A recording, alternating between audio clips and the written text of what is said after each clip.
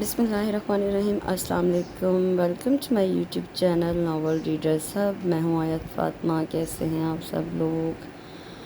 جی تو جناب، لگتا ہے بہت زیادہ مصروفیت ہے، کیونکہ ناولز جو ہیں وہ کوئی اتنے زیادہ پڑھ بھی نہیں رہا اور سن بھی نہیں رہا۔ کائنڈلی اپنی اپنی روٹین پہ واپس آ جائیں، کیونکہ میں بھی واپس آ گئی ہوں اپنی روٹین پہ۔ اتنے مزے مزے کے ناول میں اپلوڈ کر رہی ہوں۔ عید کے اتنے خوبصورت میں نے ناول اپلوڈ کیے ہیں۔ اگر کسی نے نہیں پڑھے، نہیں سنے، تو کائنڈلی دوبارہ سے جا کے اس کو پڑھیے، سنیے، بہت مزے کے ناول ہیں۔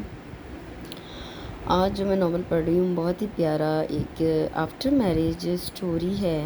جو ہیرو ہے بہت ہی روڈ ہے، اور جو ہیرو اس نے بہت زیادہ ایکسپیکٹیشنز رکھی ہوتی ہیں نا اپنی میرج لائف پہ، اسی پہ بیسڈ بڑی خوبصورت پیاری سی لو سٹوری ہے۔ تو چلیے سٹارٹ کرتے ہیں۔ یہ ناول آیا تھا 2016 کے شمارے میں، آئی تھنک کرن کے شمارے میں آیا تھا، اور رائٹر ہیں سویرا فلک، اور جو ناول کا نام ہے وہ ہے جناب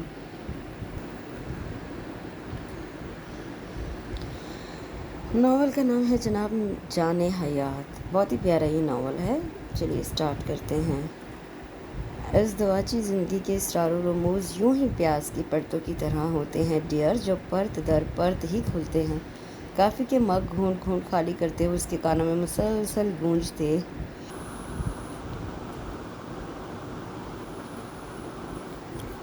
اس جملے نے اسے یہ ماننے پر مجبور کر دیا تھا کہ زندگی کے نشیب و فراز سے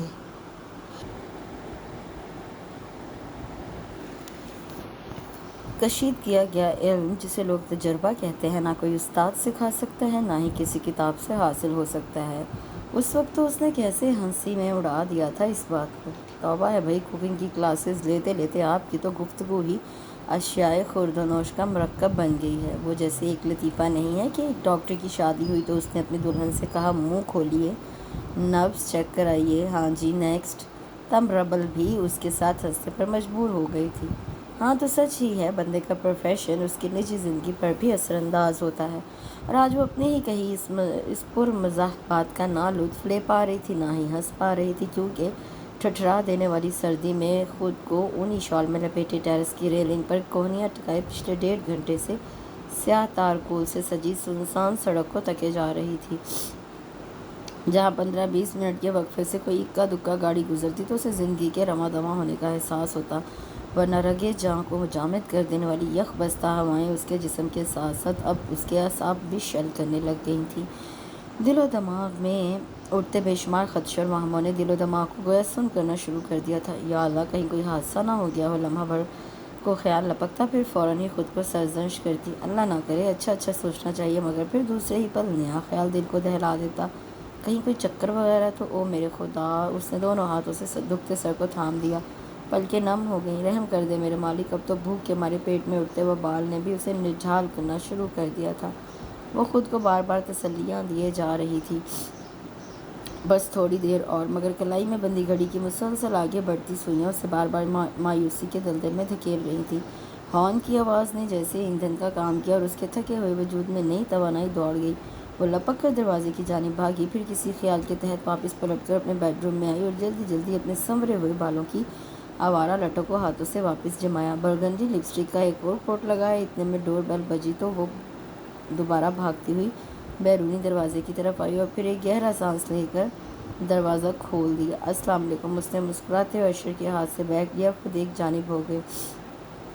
وعلیکم السلام۔ اشر نے بنا اس کی جانب دیکھے دھیرے سے اسلام کا جواب دیا اور اپنا تھکا ہرا وجود لا کر لاؤنج میں رکھے صوفے کم بیڈ پر لا کر گرا دیا، پھر گلے اور کانوں کے گرد لپٹا، سیاہ مفلر اتار کر صوفے کے سرہانے ڈالا، دستانے اتار کر صوفے کی سیٹ پر رکھے اور گردن جھکا کر شوز اتارنے لگا تو مفلر اور دستانے اٹھاتے ہوئے تحریم کی مسکراہٹ مان پڑ گئی۔ وہ جس کے لیے اتنے دل اور اہتمام سے تیار ہوئی تھی، اس نے تحریم پر ایک نظر ڈالنا بھی گوارا نہیں کیا۔ یہ وہی اشر تھا جو سادہ سے حلیے پر بھی تعریفوں کے پل باندھتا نہیں تھکتا تھا۔ ناقدری کے احساس سے تحریم کے دل کو دکھ سے بھر دیا، مگر پھر ایک بار یہ سوچ کر اپنی ہمتوں کو یکجا کیا کہ شاید اشر اس وقت تھکا ہوا ہے اور شاید اسے بھوک بھی لگ رہی ہو۔ اسی سوچ کے ساتھ اس نے سر جھٹک کر بھی منفی خیال کو دل میں براجمان ہونے سے روک کر کچن کی طرف چلی آئی۔ کھانا گرم کرنے کے لیے مائکرو ویو میں رکھا اور ٹیبل پر پلیٹیں لگانا شروع کر دی۔ اتنے میں اشر بھی فریش ہو کر ٹیبل پر آ بیٹھا۔ تحریم نے مائکرو ویو سے کھانا نکال کر سرونگ باؤل میں ڈالا اور ٹیبل پر رکھ کر خود بھی اشر کے سامنے والی کرسی پر آ بیٹھی۔ آج یہ سوچ کر چائنیز مینیو رکھا کہ ایک تو سردی زیادہ ہے اور مجھے لگا کہ شاید آج فرائیڈے ہے تو آپ جلدی آ جائیں، مگر آپ آج بھی لیٹ ہو گئے۔ چائنیز ڈشز کا مزہ تو فریش کھانے میں ہی ہے، مگر خیر بھوک لگے تو سبھی اچھا لگتا ہے۔ مجھے بھی اتنی بھوک لگ رہی تھی مگر آپ کے بغیر کھایا نہیں جاتا، اس لیے آپ کا بے چینی سے انتظار کر رہی تھی۔ تحریم نے چائنیز رائس اس کی پلیٹ میں ڈالتے ہوئے اپنی رودات بھی بیان کرنا چاہی، اس امید پر کہ شاید وہ کہے کہ آئی ایم سوری تمہیں میری وجہ سے انتظار کرنا پڑا، یا پھر یہ کہ آئندہ ایسا نہیں ہوگا۔ کوئی بھی ایسا جملہ جو تحریم کے دل جوئی کر دے، مگر وہ تو یوں خاموش بیٹھا، صبح کے بعد سی اخبار میں گم تھا جیسے وہ دیواروں سے باتیں کر رہی ہو۔ تحریم کا دل چاہا کہ وہ اشر کے ہاتھوں سے اخبار لے کر اس کے ٹکڑے ٹکڑے کر دے اور چیخ چیخ کر اس سے کہے اور پوچھے، کیا یہ باسی اخبار تمہاری اس تحریم سے بڑھ کر ہے جس کے بنا تم جی نہیں سکتے تھے؟ مگر جب الفاظ کے بے وقت ہو جانے کا ڈر ہو تو خاموشی میں ہی عافیت ہوتی ہے، سو وہ خاموش رہی۔ پھر منچورین کی ڈش اس کی طرف بڑھاتے ہوئے گفتگو جاری رکھنے کی غرض سے بولی، امی کا فون آیا تھا، کہہ رہی تھی کہ چکر لگا لو، میں بھی یہی سوچ رہی تھی کل صبح سے ہی چلی جاؤں، آپ آفس جاتے ہوئے مجھے چھوڑ دیجیے گا اور واپسی پر لے لیجیے گا، اکیلی سارا دن ویسے بھی بور ہو ہی جاتی ہوں، ٹھیک ہے نا؟ تحریم نے بہت امید بھری نگاہوں سے اس کی جانب دیکھا تو اب تو شاید وہ بول ہی پڑے کہ مت جاؤ، میں تمہارے بغیر نہیں رہ سکتا، مگر وہ ہنوز اخبار پر نظریں جمائے چائنیز رائس کھانے میں مگن تھا اور ایسا بے نیاز بیٹھا تھا کہ جیسے وہ کمرے میں تنہا ہو۔ تحریم کو اس کی یہ ہٹ درمی سخت کھلی، مگر اس نے اپنے اندر اود آنے والے غصے کو بڑے صبر کے ساتھ پی اور بہت تحمل سے گویا ہوئی، اشر میں آپ سے بات کر رہی ہوں، بتائیں نا کیا مصیبت ہے، انسان سکون سے کھانا بھی نہیں کھا سکتا؟ جب تم نے سارے پروگرام طے کر ہی لیے ہیں تو مجھ سے پوچھنے کی کیا ضرورت ہے؟ ویسے بھی گھر میں تمہارا دل لگتا ہی کب ہے؟ سارا دن تھکے ہارے آؤ تو یہ کھانے کو ملتا ہے کچے چاول، اوپر سے تمہاری بک بک۔ وہ چمچہ پٹک کر اٹھ کھڑا ہوا اور تحریم حق تک ڈبڈبائی آنکھوں سے اسے دیکھتی رہ گئی، اور وہ اس کے بہتے آنسوں کی یکسر پرواہ نہ کرتے ہوئے پیر پٹکتا ہوا بیڈ روم میں چلا گیا، اور دروازہ بند ہونے کی زوردار آواز نے تحریم کے آنسوؤں کی رفتار اور تیز کر دی۔ وہ کتنی ہی دیر بستر پر چپ چاپ لیٹی رہی، آنسو تھے کہ ابل ابل کر اس کی آنکھوں سے بہے چلے جا رہے تھے، مگر وہ ضبط کی لگامیں تھامے سسکیوں کی آواز کو سینے میں ہی دبائے ہوئے تھی، اور وہ جس کے لیے اس کا وجود ماتم کدہ بنا ہوا تھا، انجان بے حس بنا خواب خرگوش کے مزے لوٹ رہا تھا، اور جب اسے لگا کہ اب دل سے ابھرتی درد کی لہریں حلق کے راستے باہر آ جائیں گی تو اٹھ کر لاؤنج میں چلی آئی اور صوفے کی پشت سے سر ٹکا کر آنکھیں موند لی تو آدھا سویا آدھا جاگا دماغ اسے بھٹکاتا ہوا یادوں کے بیاباں میں لے گیا، جہاں اس کی اور اشر کی محبت کی داستانیں رقم تھی، جہاں ہر سو ان دونوں کی بھرپور چاہت کے نغمے گونجتے تھے۔ اس وقت زندگی قوس قزح کے رنگوں سے تعبیر تھی اور اسے اشر کی محبت کے سنگ گزارے پل یوں سرمست رکھتے تھے جیسے موسم بہار میں ہوا کی اٹکیلیوں پر خوش رنگ و خوش گلو گل جھومتے ہیں۔ اشر بہت اچھا گٹار بجاتا تھا، تحریم تقریباً ہر ملاقات پر خصوصی فرمائش کر کے اس سے مختلف دھنیں سنتی تھی، اس کی آواز بھی بہت دل سوز تھی، وہ بخوشی تحریم کی فرمائش پوری کرتا تھا اور خاص کر ایک گیت اسے یہ کہہ کر ضرور سناتا تھا کہ یہ میرے دل کی آواز ہے، تحریم یوں سمجھ لو کہ یہ بول شاعر نے نہیں میں نے لکھے ہیں، پل پل دل کے پاس تم رہتی ہو۔ اور تحریم اس کی آواز کے ساتھ اس کی آنکھوں میں موزن محبت بھرے جذبے کو دیکھ کر گویا بے خود سی ہو جاتی، اس کو خود پر ناز ہونے لگتا کہ کوئی اسے اتنا چاہتا ہے، اور پھر وہ اشر سے سوال کرتی، اشر کیا تم سچ مچ مجھ سے اتنی محبت کرتے ہو؟ کہیں یہ سب دھوکہ تو نہیں ہے؟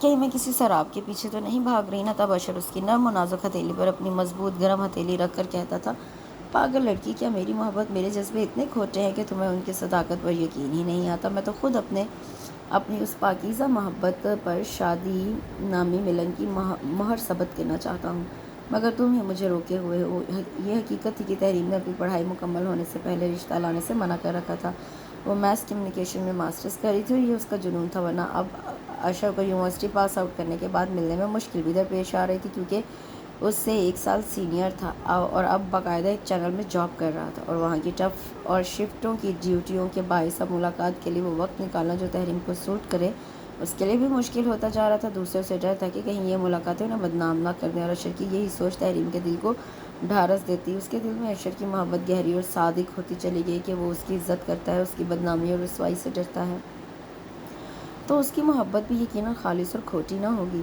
جب جذبے صادق ہوں تو امر ہو ہی جایا کرتے ہیں۔ سو اللہ اللہ کر کے تحریم کا فائنل ایئر بھی مکمل ہوا تو اشر نے تحریم کی اوکے کرنے پر اپنے گھر والوں کو بھجوا دیا۔ شروعات میں دونوں کو ہی روایتی رسم و رواج اور روک ٹوک کا سامنا کرنا پڑا، تاہم جلد ہی دونوں نے یہ صبر آزما مرحلہ بھی طے کر لیا، اور دونوں گھرانوں کے بڑوں نے یہی طے کیا کہ دونوں ماشاءاللہ سمجھدار ہیں اور ایک درست راستے کا انتخاب کر کے اپنی اپنی منزل پانا چاہ رہے ہیں، تو انہیں بھٹکنے سے بچانے کے لیے یہی بہتر ہوگا کہ دونوں کے دلوں کی خواہش پوری کر دی جائے۔ دونوں ہی پڑھی لکھی اور معزز فیملی سے تعلق رکھتے تھے۔ اشر 6 فٹ کے نکلتے قد کے ساتھ کثرتی بدن کا مالک تھا، گندمی رنگت کے ساتھ ہلکے بھورے گھنگریالے بال اور فرنچ داڑھی کے ساتھ وہ اسمارٹ لگتا تھا، ساتھ ہی ویل مینرڈ، اعلیٰ تعلیم یافتہ اور اچھی جاب کا حامل تھا، تو تحریم کے گھر والوں کو داماد کے روپ میں خاصا معقول لگا۔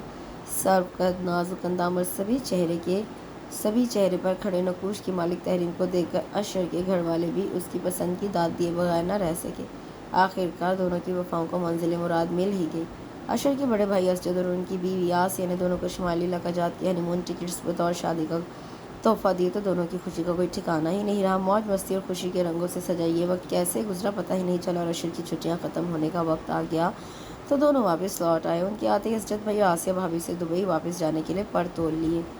چلو بھی تحریم، اب ہمیں اجازت دو، اسجد کی چھٹیاں بھی ختم ہونے کو ہیں، ہم لوگ بھی بس خاص طور پر اشر کی شادی میں شرکت کے لیے آئے تھے، اب تم اپنا گھر سنبھالو۔ آسیہ بھابھی نے اس کے رخسار چومتے ہوئے کہا تو تحریم کا لہجہ گلوگیر ہو گیا۔ تھینکس بھابھی، آپ نے بالکل بہنوں جیسا پیار دیا۔ اچھا جی، جٹھانی دیورانی نے ابھی سے گٹھ جوڑ کر لیا اور نند کو بھول گئی، وہ بھی ایسی معصوم نند۔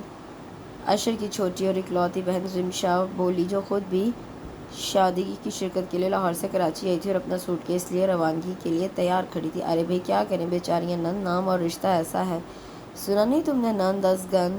رمشا کا شوہر علی ہنستے ہوئے بولا، تو تحریم جلدی سے رمشا کی طرف آئی اور اسے گلے لگا کر علی کی طرف دیکھتے ہوئے بولی، علی بھائی میری نند بالکل ایسی نہیں رمشا، آئی ایم سو لکی کہ میرے سسرالی رشتے اتنے کیئرنگ اور لونگ ہیں کہ یقین کرو لگتا ہی نہیں کہ میں یہاں دیورانی اور بھابھی بن کر آئی ہوں۔ سچ آپ لوگوں کی محبتوں نے تو مقروض کر لیا مجھے، بس پھر تیار رہنا، کبھی بھی یہ قرض چکتا کرنا پڑ سکتا ہے۔ اسجد بھائی بھی ہنستے ہوئے بولے، تو تحریم مسکرا دی، ضرور جب آپ لوگ چاہیں بھائی، فلائٹ کا ٹائم ہونے والا ہے، چلے راستے میں ٹریفک بھی جام ہوتا ہے، معلوم تو ہے آپ کو کراچی کا حال۔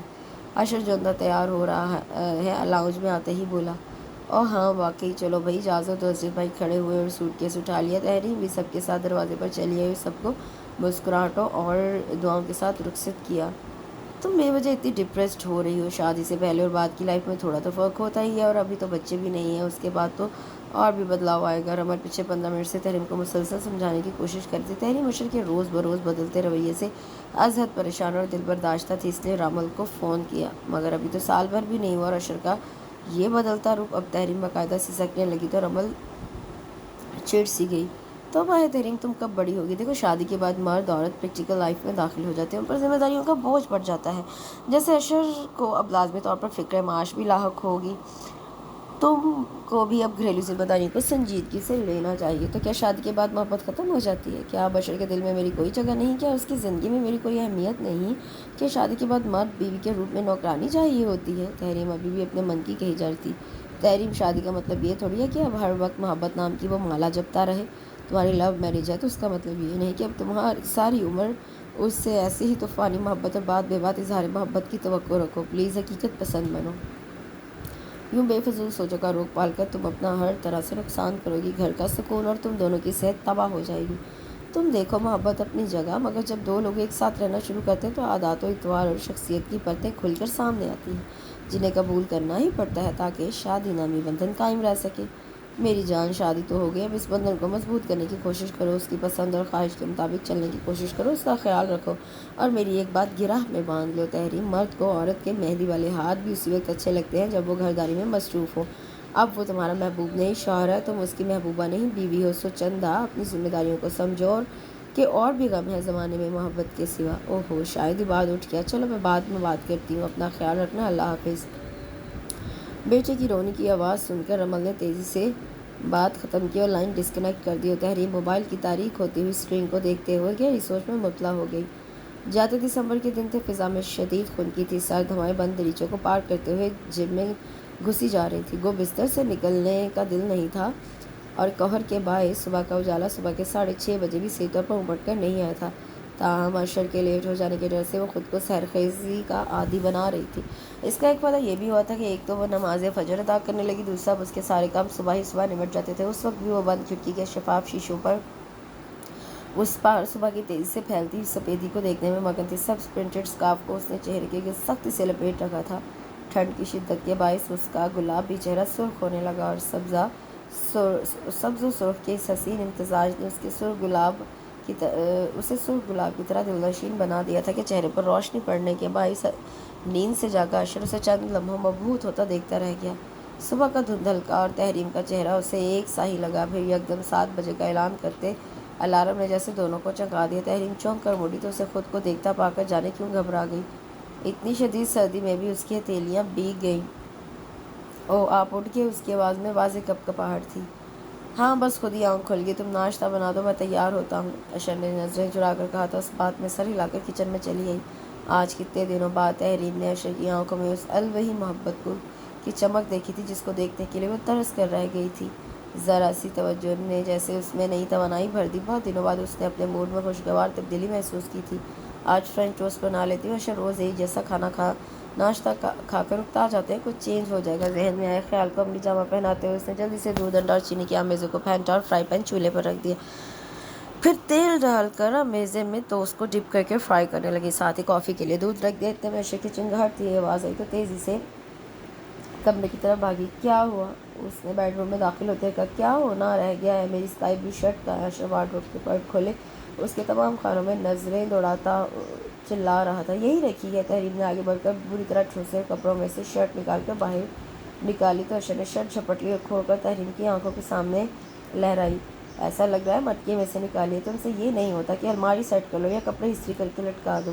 میں نے گرین والی شرٹ کی تھی، لائیں یہ کر دوں ابھی؟ تحریم نے ہاتھ آگے بڑھا کر شرٹ لینی چاہی تو اشر نے شرٹ لہرا کر بیڈ پر پھینک دی۔ ٹوٹے بٹن کے ساتھ آج میری پریزنٹیشن ہے، بلو ہی شرٹ پہن کر جانی تھی اور تم جو ہفتوں استری اور بٹن جوڑنے کا کام نہیں کر سکی، اب کیا کرو گی؟ جانے عورتیں کیا کیا کرتی ہیں، بڑے بڑے سسرال نمٹاتی ہیں، اوپر نہ ساس نہ سسر ہیں، نہ نندوں اور نہ دیوروں کی ذمہ داریاں، پھر بھی کوئی کام ڈھنگ سے نہیں ہوتا، بلکہ کام تو ہوتا ہی نہیں میڈم سے، روز انہی چکروں میں لیٹ ہو جاتا ہوں۔ اب کھڑی میرا منہ کیا دیکھ رہی ہو؟ ناشتہ نکالو جا کر۔ وہ شرٹ پہن کر بال بنانے لگا۔ تحریم نمکین پانی کو حلق سے اتارتی کچن میں آئی تو کچن کی حالت دیکھ کر سر پکڑ لیا اور جلدی سے چولہے کی آنچ کم کیے بنا ہی کچن سے نکل گئی تھی۔ نتیجے میں آدھے ٹوسٹ جل کر خاک ہو چکے تھے، دودھ ابل کر چولہے پر پھیل چکا تھا اور اوپر سے ستم یہ کہ جلنے کی بو سونگھ کر اشر سر پر پہنچ چکا تھا۔ خوب جانے ابھی اور کیا کیا نظارے دیکھنے کو ملیں گے تمہارے پھوہڑ پن کے باعث۔ اشر کی آنکھوں اور لہجے میں طرز کی شدید کاٹ تھی۔ تحریم نے خفقہ زدہ چہرے کے ساتھ ہونٹ بھیجتے ہوئے پہلے سے تلے ہوئے ٹوسٹ ٹرے میں رکھے اور پھنچی ہوئی کافی میں پتیلی کا بچا ہوا دودھ ڈال کر ٹرے اس کی طرف بڑھائی۔ آپ کا ناشتہ۔ اشر نے ٹرے اس کے ہاتھ سے لے کر وہیں سلیب پر رکھی ٹوسٹ کا بائٹ لیا تو ٹوسٹ ٹھنڈے یک ہو چکے تھے اور سخت مزہ ہوا۔ ایک تو روز وہی بریڈ، 1 گھنٹے میں ہی بھوک لگنے لگتی ہے، اوپر سے ٹھنڈے۔ کل سے میں ڈبل روٹی وغیرہ نہیں لاؤں گا، پراٹھے بناؤ۔ زندگی عذاب ہو گئی میری تم سے شادی کر کے۔ وہ آدھی کافی بڑے بڑے گھونٹ چڑھا کر پی گیا اور آدھی پٹک کر فریج پر رکھی بائک کی چابیاں اٹھا کر آفس کے لیے نکل گیا۔ اور تحریم کو لگا جیسے اس کے جسم سے روح نکل رہی ہو۔ وہ بھلا کب عادت تھی اس کے اس لہجے کی، میٹھے بول اور نرم لہجے میں اسے مخاطب کرنے والا، اسے اپنی زندگی اپنی جان کہنے والا۔ یہ وہی اشر تھا جو آج اسے کہہ گیا تھا کہ تحریم کی وجہ سے اس کی زندگی عذاب ہو گئی۔ وہ پورا دن اوندھے منہ بستر پر پڑی رہی، سسکتی رہی، سر تھا کہ پھٹا جا رہا تھا۔ اس سے درازیں ٹٹول کر پین کلر نکالی اور پانی کے ساتھ حلق سے اتار کر پھر آنکھیں موند لی تو جانے کب اس کی آنکھ لگ گئی اور جب دوبارہ کھلی تو عصر کی اذان ہو رہی تھی۔ سر ابھی بھی بوجھل ہو رہا تھا۔ اسے دکھتے سر کو انگلیوں کی پوروں سے سہلایا اور بالوں کو سمیٹتے ہوئے اٹھ کھڑی ہوئی، واش روم میں جا کر منہ ہاتھ دھوئے اور وضو کر کے باہر آ گئی۔ نماز ادا کی اور نماز کے بعد دعا کے لیے ہاتھ اٹھائے تو لبوں سے لفظ نکلنے سے پہلے آنکھوں سے آنسو بہہ نکلے۔ وہ سجدے میں گر کر چپ چاپ آنسو بہاتی رہی اور یہی تو رب کی شان ہے کہ وہ بن کہے دلوں کا حال جان لیتا ہے، درگزر کر دیتا ہے کہ اسے پچھتاوے کے آنسو بے انتہا پسند ہے اور پھر بن مانگی عطا کر دیتا ہے۔ تحریم بھی چند لمحوں بعد پرسکون ہو گئی۔ طبیعت کو مزید فریش کرنے کی غرض سے اسے چائے کی طلب ہوئی تو اس نے جائے نماز لپیٹ کر الماری کے اوپر رکھی اور خود کمرے سے باہر نکلی تو اشر کو لاؤنج میں ٹی وی دیکھتا پا کر چونک گئی۔ لیٹ نائٹ گھر آنے والا آج مغرب سے پہلے کیسے آ گیا؟ تحریم دل ہی دل میں سوچنے لگی۔ اشر کو دروازہ کھلنے پر اس کی آمد کا احساس ہوا تو وہ جو صوفے پر نیند دراز سے سیدھا ہو کر بیٹھ گیا۔ मैं आज छुट्टी लेकर 3 बजे ही ऑफिस से आ गया था, कुछ थकावट हो रही थी। आया तो तुम सो रही थी। मुझे नींद नहीं आ रही थी तो टीवी देखने बैठ गया। सोचा अब अकेला क्या चाय पीऊँ, अब तो तलब और भी बढ़ गई है। शाम हो रही है ना, ऐसा करता हूँ आज कॉफ़ी मैं बनाता हूँ और तुम पी कर बताना कि कैसी बनी है, ठीक है ना। वो बगौर उसकी जानिब देखता हुआ नॉर्मल लहजे में बोल रहा था जैसे कुछ हुआ ही ना हो। तहरीर ने जवाबन उसकी तरफ देखने की बजाय नज़रें मुस्तकिल ज़मीन में गाड़ी रखी तो वो उठकर उसके पास चला आया, उसे शानों से थाम कर सोफे पर ला बिठाया और खुद उसके जानू पकड़ कर बैठ गया। तहरीर की बड़ी बड़ी सी आंखें मतवरम होकर और भी दिलकश लगने लगी थी। नाराज़ होना वो हाथ थामे हुए पूछ रहा था। तहरीम की आंखों से टप टप आंसू गिरने लगे तो वो और बेकरार हो गया। कुछ भी था मगर तहरीम उसकी चाहत थी। नहीं ना प्लीज़ यार, आई एम सॉरी, मैं बहुत शर्मिंदा हूँ। ऑफिस में काम का लोड बहुत बढ़ गया है। नए जीएम आए हैं, चैनल की रेटिंग गिर रही है, कई लोगों को निकाला जा रहा है। मालिकान अपना गुस्सा स्टाफ पर ही तो निकालते हैं। आजकल नौकरी मिलना आसान तो नहीं, बस इसी परेशानी के आलम में मैं ऐसे बिहेव कर गया, प्लीज़ माफ़ कर दो। आशन ने बाकायदा हाथ जोड़ लिए तो उसके हाथों को थाम कर उन पर अपना माथा टिकाकर सिसक पड़ी। गलती मेरी भी है, बट बिलीव मी, मैं जानबूझकर ये सब नहीं करती। आई नो तुम कोशिश करती हो। चलो छोड़ो अभी इन बातों को रहने दो, ऐसे हम लोग और डिप्रेस्ड हो जाएंगे। ऐसा करो मैं कॉफ़ी बनाता हूँ और मैं आते हुए तुम्हारी पसंद के कीमे के समोसे लाया था, जल्दी से माइक्रोवेव में गर्म कर लो, भूख भी लग रही है। अशर ने उसके नमकसार अपनी हथेलियों से खुश किए तो वो भी मुस्कुरा दी। फिर अशर उठकर कॉफ़ी बनाने किचन की तरफ गया तो तहरीम ने शॉपर से समोसे निकालकर प्लेट में रखे और माइक्रोवेव में गर्म करने के लिए रख दिए। थोड़ी ही देर बाद दोनों गर्मा गर्म कॉफ़ी और समोसे के मज़े ले रहे थे। इतने में डोर बेल बजी तो तहरीम ने उठकर दरवाज़ा खोला। अशर टीवी में मगन था। तहरीम वापस आई तो साइमा उसके हमरा थी। वो तहरीम की पुरानी यूनिवर्सिटी फेलो थी और ख़ासी बात उन्हीं भी अभी भी हस्ब आदत दाखिल होते ही शुरू हो गया। अस्सलाम वालेकुम अशरफ भाई, कैसे हैं आप? वालेकुम अस्सलाम जी, मैं ठीक ठाक, आप सुनाएं? अशर ने मतानत से जवाब दिया। चले जी आप दोनों दोस्तें बातें करें। तहरीम मैं ज़रा ज़रूरी काम से जा रहा हूँ, 1-2 घंटे में वापस आ जाऊँगा। अशर ने चाबी में डाली और बाहर निकल गया और तहरीम साइमा के साथ खुशगवार बातों में मसरूफ़ हो गई। तकरीबन रात 8 बजे अशर वापस आ गया। तहरीर बिखरा हुआ लम्ब समेट रही थी। उसे मालूम था कि अशर को बेतरतीबी बिल्कुल पसंद नहीं। साइमा कब गई? अशर ने तहरीर को मसरूफ़ देखकर पूछा। बस अभी आधा घंटा पहले। आपको तो पता है कितनी बात उन्हीं है, ये तो उसके हस्बैंड का बार बार फ़ोन आ रहा था तो निकली। अच्छा सुनो, आज खाने में क्या बनाया है? सच पूछो तो आज निहारी खाने का बड़ा दिल कर रहा है। बल्कि रमशा के हाथ की निहारी भी बड़ी याद आ रही है, बहुत शानदार निहारी बनाती है वो। किस दिन रेसिपी मालूम करना उससे और तुम भी ट्राई करना, और फिलहाल जो भी है फटाफट गर्म करके ले आओ। मेरे तो पेट में चूहे दौड़ रहे हैं, अशर ने पेट पर हाथ फेरते हुए कहा तो तहरीर ने बेचारगी से उसे देखा। क्या हुआ? वो अशर ने पूछा। वो अशर, मैंने आज खाना तो बनाया ही नहीं। साइमा आ गई तो बातों में लग गई। अब मेहमान के साथ बैठना तो पड़ता। आप ऐसा करें, निहारी का मूड है तो वही ले आएँ, मैं फिर किसी दिन रिमशा से पूछ कर बना लूँगी। तहरीर ने उसे मशवरा दिया तो अशर के चेहरे से नरमी अचानक गायब हुई। क्या मतलब? आज फिर खाना नहीं? अभी परसों ही तो मैं बाहर से खाना लाया था, तुमने कहा था कि मशीन लगाकर थकन हो गई है तो खाना नहीं बना सकी। तहरीर में बाहर के खाने रोज़ रोज़ अफोर्ड नहीं कर सकता और ना ही ये हमारी सेहत के लिए अच्छा है। अंडे तो होंगे फ्रिज में, मैं कल ही आधा दर्जन लाया था। आमलेट बना और पराठे भी, जब तक ऑफिस की कुछ ज़रूरी फाइलें मैं चेक करूँ। और प्लीज़ तुम सारा दिन घर पर होती हो, कम से कम खाना तो बना लिया करो। हम दो ही तो बंदे हैं, औरतें तो पूरा पूरा ससुराल निमटाती हैं और एक तुम हो, तुमसे डस्टिंग होती है ना, अलमारियों की सेटिंग और ना खाना पकाना। मगर तुमसे तो कुछ कहना ही फजूल है। तुम्हें खुद जो अपनी जिम्मेदारी का एहसास नहीं, बिला वजह मैं ही दीवार पर टकरे मारता रहता हूँ। वो एक बार फिर मुंह बनाकर बेडरूम की जाने बढ़ गया। तहरीम ये सोचते हुए फ्रिज से आटा और अंडे निकालने लगी कि ये वही अशर है जो शादी से पहले और शादी के शुरू में खुद खाना खिलाने बाहर लेकर जाता था। ये वही अशर है जो उसके हाथों की तारीफ़ों और उसके सरापे की नज़ाकतों की तारीफ़ें करता न थकता था और आज उसे नौकरानी बनाने पर तोला हुआ है। एक बार फिर अपनी नाकदरी और अशर की बेगानगी ने उसकी आंखें नम कर दी, जिन्हें वो बेदर्दी से पूछते हुए किचन की जानिब बढ़ गई। आज सर्दी रोज़ से कुछ ज़्यादा ही थी। सर्द हवाएं गोया जिस्म में चुभे जा रही थी। खुद तहरीम को भी सर्दी ने लपेट में ले लिया था। अशर को नाश्ता देकर वो खुद लिहाफ में दुबक कर बैठ गई थी। साथ में टीवी ऑन कर लिया। कुकिंग शो में हरी मिर्चों वाले कीमे की तरकीब बताई जा रही थी।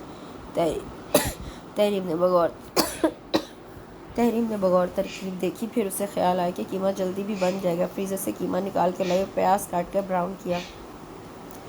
फिर मसाले और कटे टमाटर डालकर भूना और फिर कीमा शामिल करके थोड़ा पानी डालकर रख दिया। इतने में मोबाइल बजा तो वो चाय का कप उठाकर लाउंज में आ गई।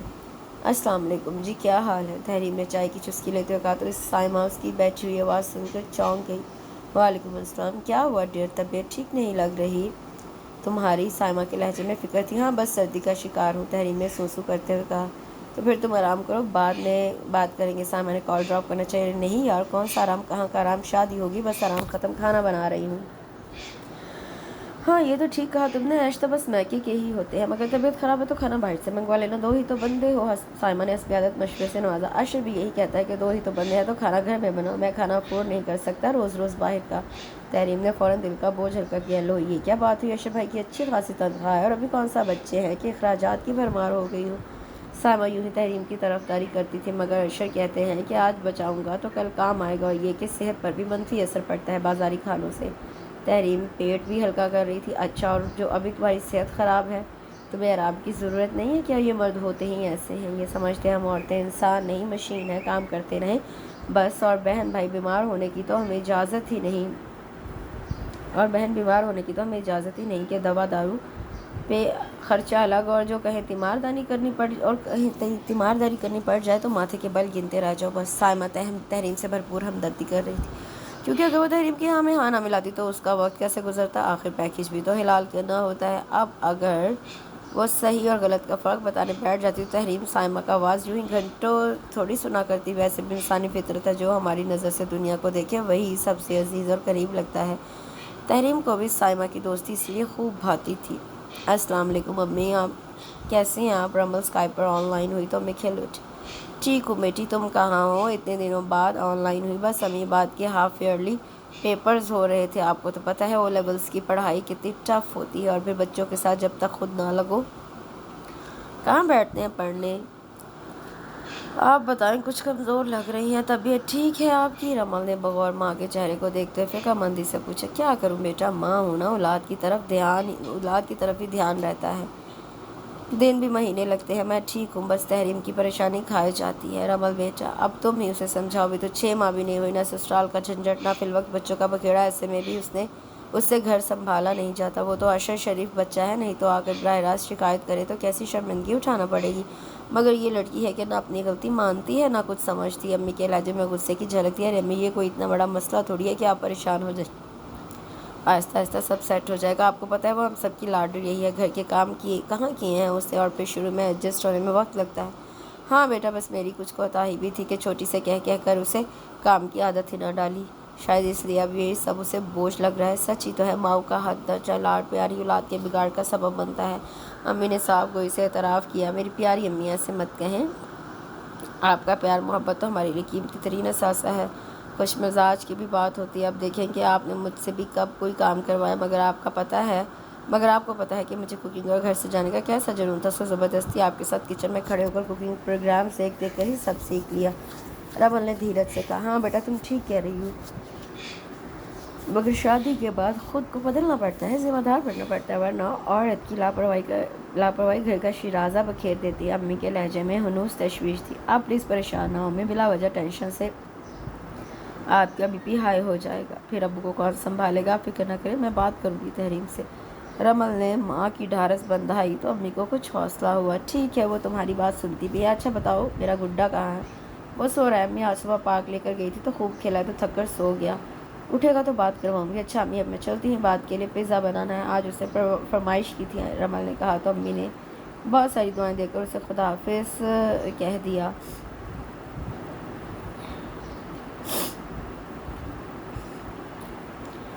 ارے یار، اشر کدھر ہے بھائی؟ تو شادی کے بعد بیوی کو ہی پیارا ہو گیا۔ اشر میٹرو میں سودا خرید رہا تھا کہ اس کا پرانا دوست موئز پیچھے سے آواز دیتا چلا آیا۔ وہ سو کالج اور یونیورسٹی پھیلا تھا، وہ خود بھی اسے دیکھ کر خوشی سے چونکا، پھر گلے لگیا۔ ارے میرے یار، واٹ اے پلیزنٹ سرپرائز، میں تو یہی ہوں۔ تو اس نا انٹرنشپ کے بعد تو غائب ہی ہو گیا، نمبر بھی بن جانے لگا تھا۔ بس یار، ایک بہت اچھی جاب آفر ہو گئی تھی اسلام آباد میں، تو وہیں تھا۔ آج کل بہن کی شادی پر آئے ہیں اور موبائل چوری ہو گیا تو پرانے کانٹیکٹس کے نمبرز بھی مس ہو گئے۔ تو سنا کہاں ہے، کیسی چل رہی ہے زندگی؟ موئز نے تفصیل بتاتے ہوئے کہا۔ میں بھی ادھر پرائیویٹ چینل میں ہوں اور باقی زندگی بھی ٹھیک چل رہی ہے، اشر نے بجھے ہوئے لہجے میں جواب دیا۔ تو موئز چونک گیا۔ ایسا کرتے ہیں تو اپنی خریداری مکمل کر کافی پیتے ہیں، وہیں بیٹھ کر سکون سے بات کرتے ہیں۔ اوکے، خریداری بس ہو ہی چکی ہے، بل پے کر دیں، پھر چلتے ہیں، اشر نے کہتے ہوئے ٹرالی کی سیٹی کاؤنٹر پر پہنچ کر پیمنٹ کی۔ پھر دونوں کیفیٹیریا میں بیٹھے اشر نے کافی آرڈر کی تو موئز نے سینڈوچز بھی منگوا لیے۔ थोड़ी देर में ऑर्डर उनकी टेबल पर मौजूद था। मोइज़ ने सैंडविचेस की ट्रे अर्शी की तरफ बढ़ाई और ख़ुद भी एक बाइट लेकर बात दोबारा शुरू की। अब बता यार, तेरी तो पसंद की शादी थी, फिर ये उदासी क्यों? मत पूछ भाई, मैं तो फंस गया हूँ। शादी करके बहुत परेशान हूँ, ऐसा लगता है दिन रात का सुकून छिन गया है। शरद ने कदरे अफसरदगी से कहा। मगर क्यों? जहाँ तक मुझे याद पड़ता है तेरी और तहरीम भाभी की तो लव मैरिज थी ना? मोइज़ ने हैरत से पूछा। हाँ यार थी, मगर इंसान के असल और साफ तो जब ही सामने आते हैं जब मियाँ बीवी साथ रह कर प्रैक्टिकल लाइफ का आगाज़ करते हैं। तहरीम बहुत लापरवाह, उसने शादी के असल मफहूम समझे ही नहीं। वो समझती है शादी बस घूमने फिरने होटलिंग करने का नाम है। बतौर बीवी उसकी क्या जिम्मेदारियां हैं? अगर उसे एहसास दिलाने की कोशिश भी करूँ तो वो मुझे रवायती जाबिर रऊनत पसंद शौहर के खिताबात से नवाजने लगती है। हमारे दरमियान बहुत लड़ाई झगड़े रहने लगे हैं। तू ही बता, बंदा किसके लिए आता है? सुकून के लिए। मगर बिखरा हुआ घर, कच्चा पक्का खाना, मेरा तो दिल उचाट कर दिया इस औरत ने। अबशर के लहजे में गुस्से की झलक भी थी, जिससे मोइज़ को सूरत हाल गंभीर होने का बखूबी अंदाज़ा हो रहा था। इसलिए उसने नरमी से अशर को समझाते हुए कहा, तेरी बात सोलाने दुरुस्त है, मगर यार तुझे उनको थोड़ा टाइम देना चाहिए। देख, हर बंदे का अपना मिजाज होता है। कुछ लोग मामला फाहम होते हैं, कुछ हसास, कुछ कम गहरे। तुम गुस्से की बजाय प्यार मोहब्बत और तवज्जो से चलो तो नताइज तुम्हारे मतलूबा होंगे, वरना गुस्सा मामला को मज़ीद उलझा देगा। आहिस्ता आहिस्ता उनको एतमाद में लेकर अपनी पसंद से आगाह करो। सब कुछ एकदम अच्छा हो जाने की तवक्को मत रखो, इंशाल्लाह सब सेट हो जाएगा। मालूम नहीं यार, मुझे तो कोई आसार नज़र नहीं आते। मुझे उसकी नेचर कंप्रोमाइजिंग नहीं लगती और अजीब अहमकाना और बचकाना किस्म की सोचें हैं उसकी। अब यही देख वो समझती है कि उसे बीवी नहीं नौकरानी बनाकर लाया हूँ। अशर यार, दरअसल उसमें उनका भी कोई कसूर नहीं। हम मर्दों का मतलब है, हम में से कुछ मर्द ऐसा रवैया ही अपनाते हैं। तू मर्दों की बेचारी पूरी कौम ही बदनाम हो जाती है। इसलिए तुमको समझा रहा हूँ कि प्यार और नरमी से अपना मुद्दा समझाओ, उन्हें यकीन दिलाओ कि मर्द एक जैसे नहीं होते। जिम्मेदारी का एहसास ज़रूर दिलाओ, मगर लापरवाही के ताने मत दो। मोइज़ ने आसानी से कहा। सैंडविच ख़त्म करके कॉफ़ी के सिप लेने लगा। उसी लम्हे उसके मोबाइल की बेल बजी तो वो एक्सक्यूज़ करता हुआ कैफ़े से बाहर चला गया। अशर काफ़ी पीते हुए मोइज़ की बातों पर संजीदगी से गौर करने लगा। अम्मी प्लीज़ रोए मत, संभाले अपने आप को, सब ठीक हो जाएगा। तहरीम हाथ में फ़ोन लिए रोई जा रही थी। सुबह का वक्त था। अशर ऑफिस जाने के लिए तैयारियों में मसरूफ़ था। वो नहा कर बाहर आया तो रोती हुई तहरीम को देखकर तेज़ी से उसकी तरफ आए। क्या हुआ तहरीम, क्यों रो रही हो? आंटी अंकल तो ठीक है? वो रोती भी लगती तहरीम को देखकर बुरी तरह घबरा गई। वो रमल तहरीम की हिचकियाँ बनी हुई थी। क्या हुआ रमल को? उसने तहरीम को शानों से थामा। वो बुरी तरह कांप रही थी। रमल के हाथ का फ्रैक्चर हो गया। उसकी कॉलीग का फ़ोन आया था अम्मी के पास, वो जब से रोई जा रही हैं। ओह चलो तुम तैयार हो जाओ, मैं भी ज़रा तैयार होकर आता हूँ, अम्मी के पास चलते हैं, वहीं से ऑफिस निकल जाऊँगा। और ये फ़ोन इधर दो। उसने तहरीम के हाथों से मोबाइल ले लिया। आंटी आप फिक्र नहीं करें, हम दोनों बस अभी पहुँचते हैं आपके पास। Please don't worry and take care yourself. उसने तहरीम की अम्मी को तसल्ली देकर खुदा हाफिज़ कहा और तहरीम को नरमी से अपनी आगोश में भर लिया। फिर धीरे धीरे उसके बाल संवारते हुए धीमे लहजे में बोला, मेरी जान प्लीज़ खुद को संभालो, वरना आंटी अंकल को कौन देखेगा। और तुम फिक्र नहीं करो, अल्लाह ने चाहा तो सब ठीक हो जाएगा। हम भी बस चल रहे हैं, तुम मुँह हाथ धोकर ज़रा फ्रेश हो जाओ। अच्छा बाहर अच्छा नहीं लगेगा, मैं बस ये चाय ख़त्म कर लूँ। उसने टेबल पर रखी चाय की तरफ इशारा किया। तहरीम को तैयार होने का इशारा किया तो चंद लम्हों नम आंखों से अर्शा का केयरिंग रूप देखती रही। फिर देर होने के ख्याल से उस बात में सर हिलाती बेडरूम की तरफ बढ़ गई। अम्मी का घर वैसे भी ज़्यादा दूर नहीं था। कुछ अशर ने भी स्पीड तेज़ रखी तो महज 10 मिनट में ही अम्मी के घर पहुँच गई। अम्मी तहरीम को देखते ही उसकी जानिब लग गई। तहरीम मेरी रमल, सब ठीक हो जाएगा। अम्मी अब्बू कहाँ हैं? तहरीम ने माँ को बच्चों की तरह गले लगाया। अम्मी तुम्हारे अब्बू सो रहे हैं बेटा, तुम्हें पता है कि नींद की दवाई लेते हैं। उन्होंने अपने रुखसारों की नमी हथेलियों से पूछते हुए कहा। बेटी और दामाद को देखकर उनका दिल कुछ शांत हुआ था। अपने तो बहरहाल अपने ही होते हैं, आप अभी उन्हें कुछ ना बताएं। आंटी वैसे ही वो हार्ट पेशेंट है, आप ऐसा क्यों नहीं करती कि रमल को यहाँ बुलवा ले? अशोक को सोचते हुए कहा, बेटा अगर ऐसा मुमकिन होता तो मैं यही करती। छोटे बच्चे का साथ है, फिर फ्रैक्चर है, कोहनी की हड्डी टूटी है। वो कहाँ बता रही थी? उसकी कॉलीग ने फ़ोन कर दिया। फिर तुम्हें माली हालात का भी खूब अंदाज़ा है, आजकल जहाज़ की टिकट कितने महंगे हैं। और मैं तुम्हारे अंकल को ऐसी हालात में छोड़कर कैसे जाऊँ? मेरी तो कुछ समझ में नहीं आ रहा, क्या करूँ? अम्मी की आवाज़ फिर भराने लगी। आंटी ऐसा करते हैं, मैं तहरीम को वहाँ भिजवा देता हूँ, बहन से अच्छी केयर कौन करेगा? आपकी तो खुद हालत तो सफ़र वाली नहीं है, वरना तहरीम अब्बू के पास रह जाती। फिर मुझे 15-20 दिन बाद ऑफिशियल टूर के सिलसिले में इस्लामाबाद जाना ही है, कुछ दिन ठहरना ही पड़ेगा, तो वापसी पर तहरीम को ले आऊँगा। और अगर रमल बेहतर हुई तो उसे भी साथ ही ले आएंगे, आप भी मिल लीजिएगा। आशा जल्दी प्रोग्राम सेट करा था। तहरीम हैरत से इसे अपने और अपने घर वालों के लिए इतना केयरिंग होता देख रही थी। अम्मी ने तो बढ़कर माथा ही चूम लिया। अल्लाह ने बेटा नहीं दिया, मगर तुम जैसा दामाद देकर बेटे की कमी پوری کر دی۔ آنٹی ایسی باتیں مت کریں، آڑے وقت میں اپنے ہی اپنوں کے کام آتے ہیں، اور میں آپ کا بیٹا ہی تو ہوں، بس آپ دعاؤں میں یاد رکھیں۔ اور تحریم ہم ابھی گھر چلتے ہیں، تم پیکنگ کر لینا، میں اتنے میں ٹرین کی ٹکٹ بک کروا لوں گا تاکہ تم جلد از جلد پہنچ سکو۔ ٹھیک ہے آنٹی، اللہ حافظ۔ وہ تحریم سے کہتا ہوا اٹھ کھڑا ہوتا، امی نے دونوں کے سر پر ہاتھ پھیرا۔ خوش رہو بیٹا۔ گھر واپس پہنچتی ایشر محض پانی کا ایک گلاس پی کر نکلنے لگا تھا، تحریم نے اسے روکا۔ Thank you for your supporting. پاگل ہو گئی ہو کیا؟ میں اجنبی ہوں کیا یار؟ اپنے ہوتے کس نے؟ پھر میاں بیوی کا سکھ بھی سانجا اور دکھ بھی۔ اشر نے نرمی سے اس کے گال تھپ تھپائے تو اسے لگا کہ اس کی روح تک سرشار ہو گئی ہے۔ وہ بہت دنوں بعد کھل کر مسکرا دی۔ ناؤ ہری اب تیاری کرو، اشر نے بھی مسکراتے ہوئے کہا تو اس نے اس بات میں سر ہلا دیا۔ اشر بائک کی چابی اٹھا کر باہر نکل گیا تو وہ بیڈ روم میں آ کر جانے کی تیاریوں میں جت گئی۔ رمل شادی ہو کر اسلام آباد گئی تھی، اس کا شوہر عمار بحریہ کالج اسلام آباد میں لیکچرار تھا۔ رمل اور عمار کی شادی کے فقط سال بھر بعد ان کی زندگی کو مکمل کرنے دنیا میں آ گیا۔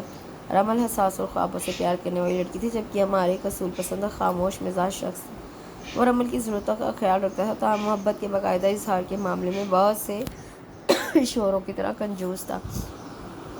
تاہم زندگی کی گاڑی چل رہی تھی۔ بعد میں مصروف ہو کر رمل نے عمار کی خوش طبیعت سے بھی سمجھوتا کر لیا تھا۔ 4 برس کی عمر میں عباد کی اسکولنگ شروع ہوئی تو رمل کی ذمہ داریوں میں گویا یک بیک اضافہ ہو گیا اور زندگی ایک لگی بندی روٹین کے تحت چلنے لگی۔ اور جب انسان کے دن رات ایک جیسے گزرنے لگے تو وہ اکتانے لگتا ہے، اسے مزید چلتے رہنے اور سبق رفتاری سے چلتے رہنے کے لیے تبدیلی اور تفریح کا ایندھن درکار ہوتا ہے۔ رمل کے ساتھ بھی بالکل ایسا ہی ہوا۔ اس پر بیزاری طاری رہنے لگی تھی۔ تب رمل کو اپنی زندگی میں موجود خلا کا زیادہ احساس ہونے لگا۔ گھر میں رہنے والی عورت کو اپنا شوہر ہی اپنا ہمدم اور دوست کی صورت میں نظر آتا ہے، مگر دوستی یاری بھی محبت کی طرح یک طرفہ نہیں ہو سکتی۔ اگر ہو تو راحت کے بجائے رنج پہنچاتی ہے۔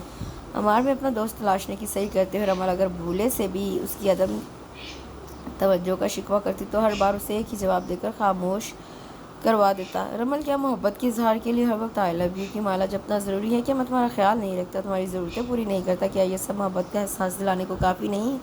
اور رمل چاہ کر بھی اسے یہ نہ کہہ پاتی کہ کیا ہے عمار، اگر آپ میرے ہاتھوں میں ہار ڈال کر ننگے پاؤں شبنم میں گھاس پر چلتے ہوئے یہ کہہ دے کہ تم میرا جیون ہو، اور کبھی سر شام مہکتے ہوئے گجرے کلائیوں میں ڈال کر یہ اقرار کر لیں کہ تم نے میری زندگی کو بھی ان پھولوں کی طرح مہکا دیا ہے۔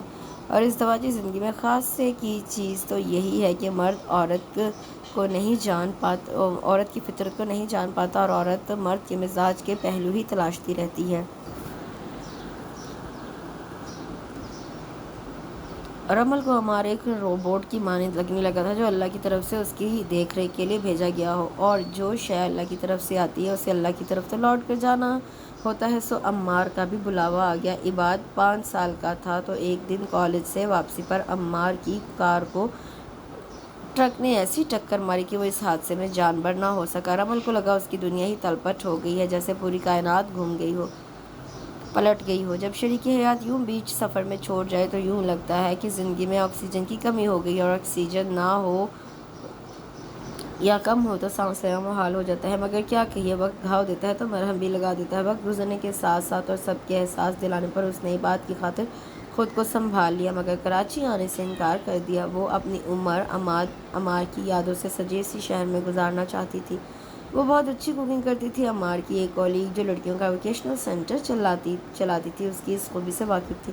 انہوں نے رمل کو اس فیلڈ میں آنے کا مشورہ دیا اور اپنے ہی سینٹر میں جاب آفر کر دی۔ اپنی محنت اور صلاحیتوں کے بل بوتے پر رمل 2 سال میں ہی کافی سیٹ ہو گئی تھی۔ بعد اب 8 سال کا ہو گیا تھا۔ ایک دن بدقسمتی سے جاب پر جاتے ہوئے اس کا بھی ایکسیڈنٹ ہو گیا اور ہاتھ فریکچر ہو گیا، مگر اس بار قدرت کو شاید بات پر رحم آ گیا کہ اس کی جان بچ گئی۔ گو کہ وہ دوری کے باعث اور امی ابو کو پریشان نہ کرنے کی غرض سے میکے میں اطلاع دینے سے کترا رہی تھی، تاہم سارا نے جو اس کی پرانی پڑوسی تھی اس کی ناراضی کے باوجود میکے میں اطلاع کر دی، کیونکہ عباد ابھی بہت چھوٹا تھا، اسے تو خود دیکھ بھال کی ضرورت تھی۔ ایسے میں وہ ماں کو کیسے دیکھ سکتا تھا؟ اور پھر امی نے اسے فون کر کے خوب ڈانٹ پلائی، رمل اب ہم غیر ہو گئے یا تم زیادہ بڑی اور خود مختار ہو گئی؟ مگر امی، رمل نے صفائی دینی چاہیے اور انہیں آنے سے روکنا چاہا تو ان کا غصہ اور بڑھ گیا۔ بند کرو فون، بہت کر لی تم نے من مانی ہے، اس لیے کہا تھا مار کے بعد اکیلی نہ رہو، وہاں چھوٹے بچے کا ساتھ ہے، اب تمہاری ایک نہیں چلے گی، آ رہی ہوں میں۔ انہوں نے مزید کچھ کہے سنے بغیر فون بند کر دیا، مگر بعد میں خود ہی پریشان ہوگی کہ اب کیا کریں گی، شوہر کو بھی ان کی دیکھ بھال کی ضرورت تھی۔ ایسے میں تحریم کا ہی خیال آیا تو اس نے فون ملایا، مگر تحریم ماں کو روتا دیکھ کر خود ہی فون پر رونے لگ گئی۔ ایسے میں اشر نے ہی دونوں کو دلاسا اور تسلی دی اور آگے کا لائحہ عمل ترتیب دینے کی ترغیب دی۔ تحریم دوسرے دن ہی اسلام آباد پہنچ گئی۔ سارا اور اس کے ہسبینڈ نے اسے ریسیو کر کے رمل کے گھر پہنچایا۔ ننھا بات خالہ کو دیکھ کر گلے سے لپٹ گیا۔ وہ اس کی شادی پر کراچی آیا تھا اور اب پھر 5 ماہ بعد اپنے سامنے دیکھ کر خوشی سے نہال ہو گیا، ورنہ گھر میں تو صرف ماں تھی اور وہ۔ کمزور سی رمل کو دیکھ کر تحریم کی آنکھوں میں بے اختیار آنسو آ گئے۔ بہن نے اتنی سی عمر میں کتنے درد سہ لیے تھے۔ فقط 22 برس کی تھی رمل شادی کے وقت۔ تحریم رمل کے گلے لگ کر سسک پڑی تو رمل کی پلکیں بھی بھیگ گئی، مگر پھر دونوں نے خود پر ہی بات کی سہمی ہوئی نظریں محسوس کی تو وہ دونوں ہنس پڑی کہ مبادا معصوم ذہن غلط اثر نہ لے۔ لو بھئی، آپ کی آنی تو خود رونے میں لگ گئی۔ مما کا کیا خیال رکھیں گی؟ جی نہیں پتہ ہے بات، اصل میں آپ کی مما نے مجھے چپکے سے چٹکی کاٹی ہے۔ میں صرف آپ کے لیے شامی کباب چٹکی کاٹی ہے کہ میں صرف آپ کے لیے شامی کباب کیوں لائی ہوں؟ تحریم نے کبابوں سے بھرے ٹرٹ باکس بات کی طرف مسکراتے ہوئے بڑھایا تو وہ خوشی سے کھل اٹھا۔ واہ، نانو کے یمی والے کباب! آپ بھی، تمہارا بیٹا بھی تمہاری طرح ہی چٹورا ہے، کیسے مزے سے مرچوں والے کباب سی سی کر کے کھا رہا ہے۔ بیٹا مما کو بھی تو چکھاؤ، تحریم نے کہا تو یہ بات فوراً بولا۔ آنی، اب میں اتنا بھی پیٹو نہیں کہ سارے خود ہی کھا جاؤں۔ اس کی صدا پر تحریم اور رمل دونوں ہی کھلکھلا کر ہنسی۔ اپنوں کا ساتھ پا کر روحیں یوں ہی گنگنانے لگتی ہیں کہ بات بے بات لب مسکرانے لگتے ہیں۔ سردی کی چمکیلی دھوپ تھی، اتوار کا دن تھا۔ تحریم ناشتے کے برتن سمیٹ کر دونوں کو لے کر لاؤن میں آئی۔ ڈاکٹر نے رمل کو وٹامن ڈی کی کمی بتائی تھی اور ہدایت کی تھی کہ وہ روزانہ پابندی سے کچھ وقت دھوپ میں ضرور گزارے۔ سردیوں کی دھوپ تو یوں بھی جسم میں توانائی سی بھر دیتی ہے۔ عباد نے سامنے سے سارا کی بیٹی کو بلا لیا۔ دونوں ہم عمر بھی تھے اور اسکول فیلو بھی۔ دونوں مل کر کرکٹ کھیلنے لگے اور تحریم رمل کے ساتھ واک کرنے لگی۔ پھر جب رمل تھکنے لگی تو دونوں آ کر لان میں رکھی چیئرز پر بیٹھ گئے۔ تحریم نے ٹیبل پر رکھی موسمبیوں کو چھیل کر پھانکیں رمل کے سامنے رکھیں اور کھانے کا اشارہ کر کے عباد کے لیے کینو چھیلنے لگی۔ توبہ ہے تحریم، تم تو کھلا کھلا کر موٹا کر دو گی۔ مجھے ابھی تو ناشتہ کیا ہے۔ رمل نے منہ بنایا۔ آلو کا پراٹھا ابھی تک اس کے حلق میں ہی اٹکا ہوا تھا۔ تحریم نے عباد کی فرمائش پر آلو کے پراٹھے بنائے تھے۔ آپ نہیں ہوتی موٹی، کتنے ایکٹیو ہیں، ابھی بھی ایک ہاتھ سے بھی کتنے کام کر لیتی ہیں۔ استری کرنا، قبلہ درست کرو اپنا ورنہ بھٹک جاؤ گی۔ تمہیں پتہ ہے کہ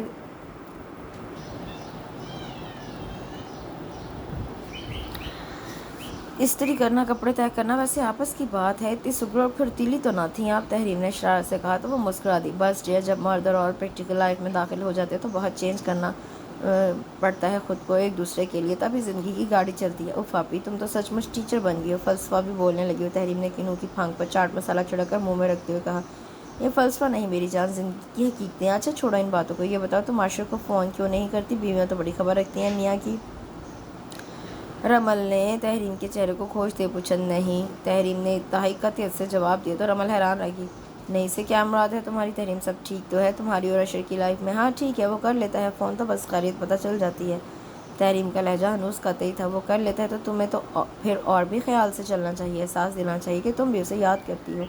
رمل نے رسان سے کہا۔ آپ ہی کو مجھے یاد نہیں کرتا بلکہ گھر کی ماسی کو یاد کرتا ہے، ظاہر ہے اب اسے کھانے پینے اور کپڑوں وغیرہ کی مشکل ہو رہی ہوگی۔ تحریم نے یوں کہا جیسے اسے رمل کی لا علمی پر حیرت ہو، اور رمل کا دل چاہا کہ وہ اپنا سر پیٹ لے۔ اسے تحریم سے اس قدر بچکانہ رویے کی امید ہرگز نہ تھی۔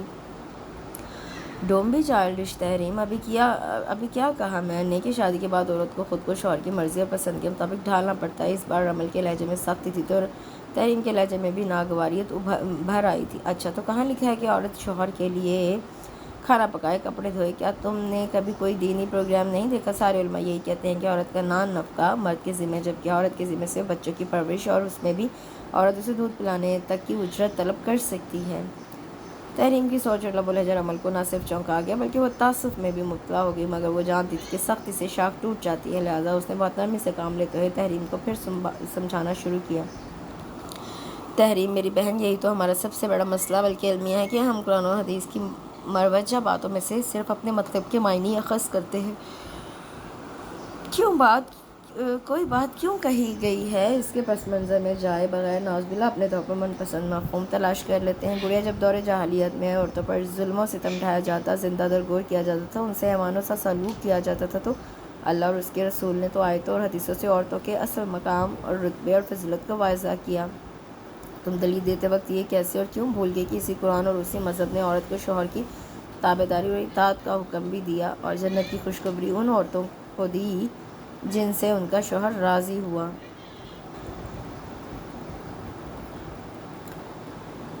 مگر آپ کی عشق کا رویہ بہت تکلیف دہ ہے، اس کی وہ محبت جس کا وہ دعویدار تھا اب ڈھونڈنے سے بھی نہیں ملتی ہے۔ میں تھک رہی ہوں، آئی ایم فیڈ اپ، اور اب مجھے نہیں لگتا کہ یہ سب مزید چل سکتا ہے۔ تحریم کی سوئی وہیں اٹکی دیکھ کر رمل کو پھر شدید غصہ آ گیا۔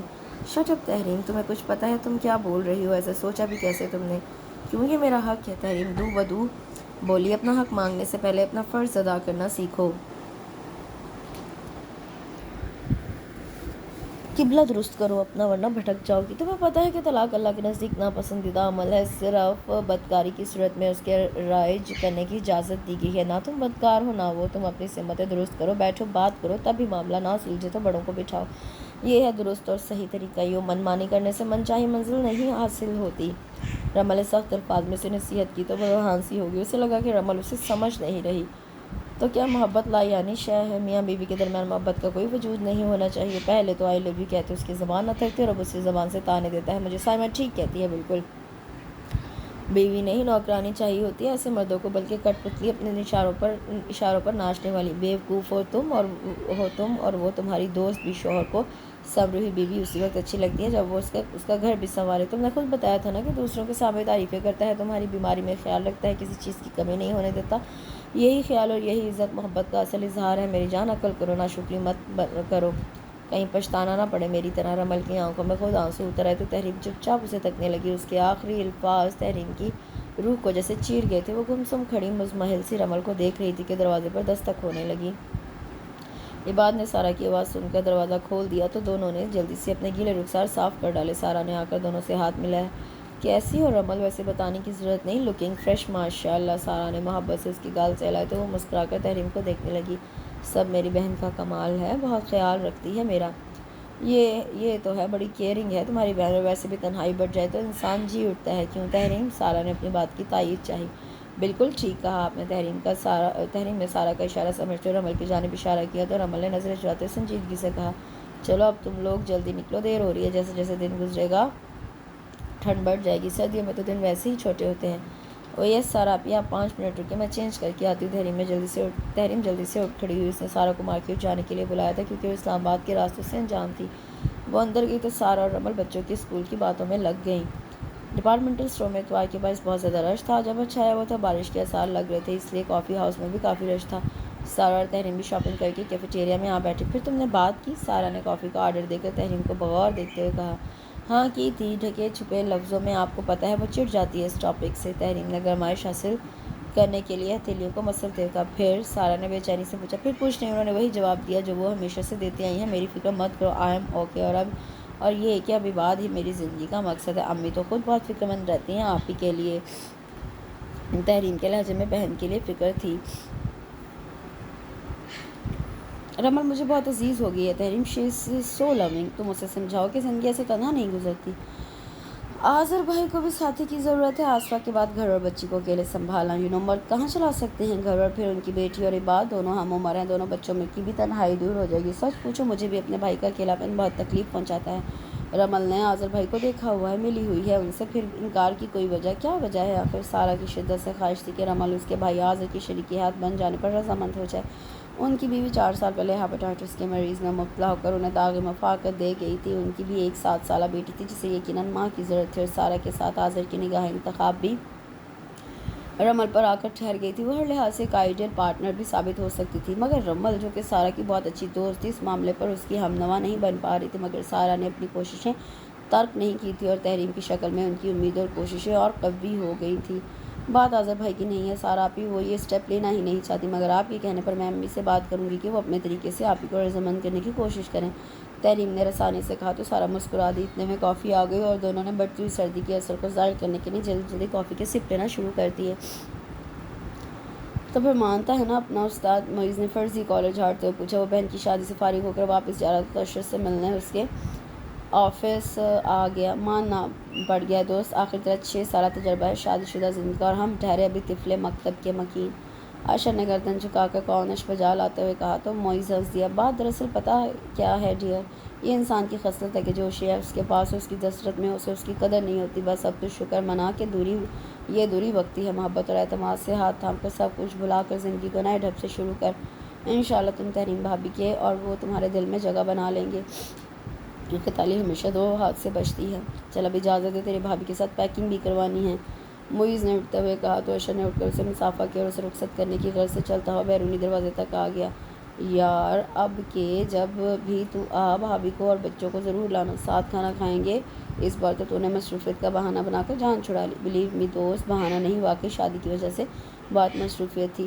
اگلی بار انشاءاللہ ضرور چکر لگائیں گے۔ تو آنا نا، بھابھی کو لینے تو آئے گا نا اسلام آباد۔ معیز نے الوداعی مصافحہ کیا اور گاڑی میں بیٹھ گیا۔ ضرور، پوری کوشش ہوگی۔ اشر نے ہاتھ ہلا کر خداحافظ کیا تو معیز نے گاڑی سٹارٹ کر کے آگے بڑھا دی اور اشر واپس آفس کے اندر داخل ہو گیا۔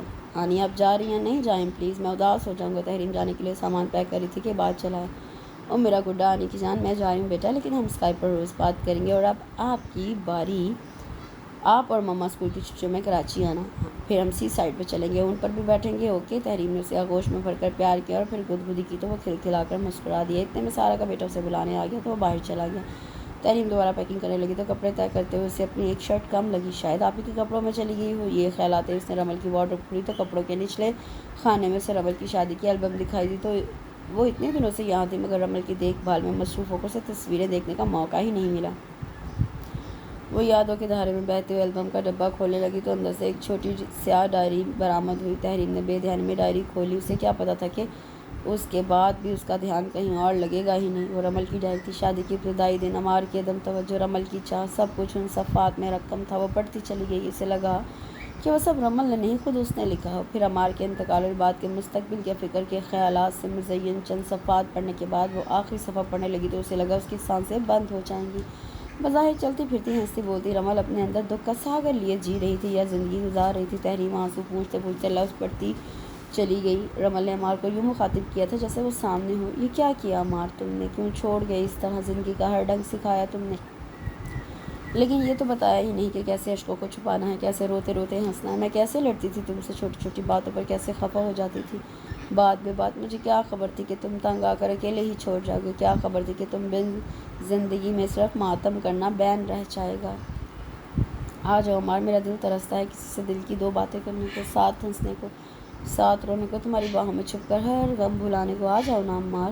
لفظ تھے کہ کرم میں ڈوبے ہوئے رشتے تحریم کی روح تک تڑپنے لگی۔ بہن کے دل کا حال جان کر اس کی سسکیاں بلند بننے لگی۔ تبھی اچانک رمل آ گئی۔ تحریم پیکنگ کر لی تو آ جاؤ، کھانا تیار ہے۔ آج رمل نے ضد کر کے کوکنگ کی تھی تاکہ وہ اسے اپنے ہاتھ کا پکا کھانا کھلا سکے، مگر تحریم کی یوں ہچکیاں بندے دیکھ کر وہ بری طرح چونک گئی۔ ارے کیا ہوا؟ پھر اچانک اس کی نظر ڈائری پر پڑی تو وہ لمحے میں سب سمجھ کے پھر وہ وہاں سے تیزی سے باہر نکل گئی۔ تحریم نے ڈائری رکھی اور اس کے پیچھے لپکی رمل لاؤنج میں رکھے ایکویریم کے پاس آ کھڑی ہوئی۔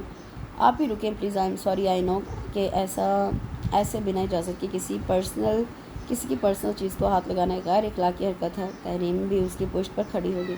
تحریم کہتے ہیں جو ہوتا ہے اچھے کے لیے ہوتا ہے، شاید اب تمہیں میرے پچھتاوے کا سبب سمجھ آ گیا ہو، ورنہ شاید میں ساری عمر بھی تمہیں سمجھا نہ پاتی کہ ایک شوہر ہی سہاگن عورت کا سرمایہ حیات ہوتا ہے۔ ایک بات کہوں تحریم، شادی ہمیشہ سمجھوتا ہی ہوتی ہے۔ ہم میں سے بہت سی عورتیں ایک نارمل شخص میں بھی کئی خامیاں ڈھونڈ ڈھونڈ کر ڈھنڈورا پیٹتی رہتی ہیں کہ ان کی زندگی جیرن ہے۔ اکثر مرد بھی ایسا کرتے ہیں، مگر جانے کیوں ہم یہ بھول جاتے ہیں کہ بشر خامیوں سے مبرہ تو ہو ہی نہیں سکتا۔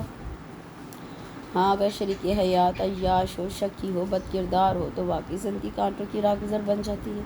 مرد باہر جا کر کماتا ہے، عورت گھر میں رہ کر اپنا کام انجام دیتی ہے۔ یہ قانون چاہے کسی کا بھی بنایا ہوا ہو، اگر الٹ جائے یا فالو نہ کیا جائے تو گھر نامی ریاست کا نظام درہم برہم ہونے لگتا ہے۔ جس طرح مرد کے لیے گھر اور باہر کی ذمہ داریاں ایک ساتھ پورا کرنا ممکن ہے، اسی طرح عورت کے لیے بھی امر مشکل ترین ہے کہ وہ گھر اور باہر دونوں کے جوخم کو ایک ساتھ سنبھالے۔ یہ بحث ہی بیکار ہے کہ مرد سربراہ کیوں، جیسے ہم یہ نہیں کہہ سکتے کہ پیغمبر صرف مرد کیوں، ایسے ہی یہ بھی نہیں کہہ سکتے کہ مجازی خدا شوہر کیوں۔ یہ اوپر والے کی مرضی ہے اور اس کی حکمت وہی جانے۔ ہمارا کام صرف اس کے کیے پر عمل کرنا ہے۔ ہم بے عقل لوگ کیوں تکرار میں ہی لگے رہتے ہیں؟ اس لیے ہی خوار رہتے ہیں۔ وہ مسلسل تیرتی مچھلیوں کو دیکھتے ہوئے بنا رکی کہتی چلی گئی کہ جیسے آج اس کے پاس یہ آخری موقع ہو۔ تحریم نے اپنا سر اس کی شانوں پر رکھ دیا۔ بعض اوقات خاموشی میں سارے اسرار اور جواب پوشیدہ ہوتے ہیں، شاید اس لیے خاموشی کو عافیت قرار دیا گیا، اور آج تحریم کی خاموشی گواہی دے رہی تھی کہ وہ رمل کی باتیں سمجھ گئی ہے۔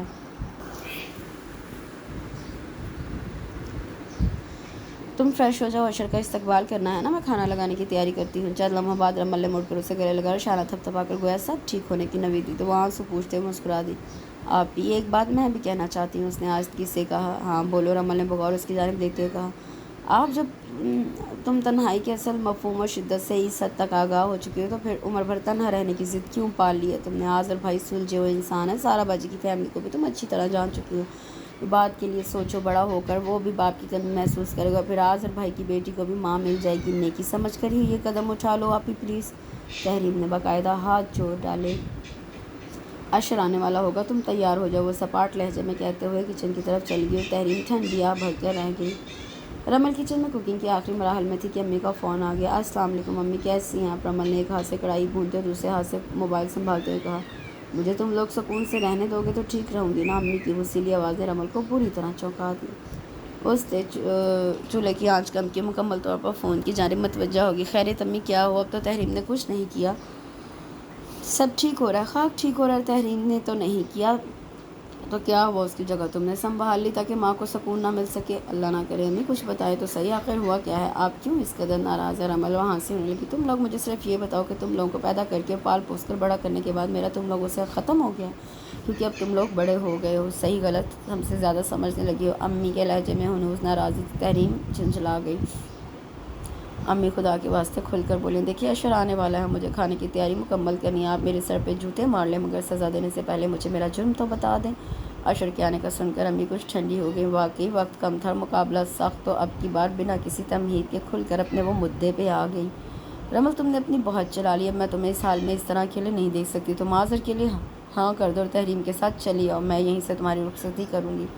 یا اللہ امی، آپ لوگ کیوں میرے پیچھے پڑ گئے ہیں؟ اور یہ ساری کارروائی اس تحریم کی بچی کی ہے جس سے ذرا صبر نہ ہوا اور فوراً آپ کو فون کر کے الف سے یہ تک ساری کہانی سنا دی۔ رمل نے یوں چبا چبا کر لفظ ادا کیے گویا وہ تحریم کو چبا رہی ہو۔ اس نے جو کیا میری ہدایت کے مطابق کیا اور میں نے تمہاری لن ترانیاں سننے کے لیے فون نہیں کیا، اپنا فیصلہ سنانے کے لیے کیا ہے۔ امی کا لہجہ حتمی تھا اور رمل اور چڑھ گئی۔ مطلب میری زندگی پر کوئی حق نہیں؟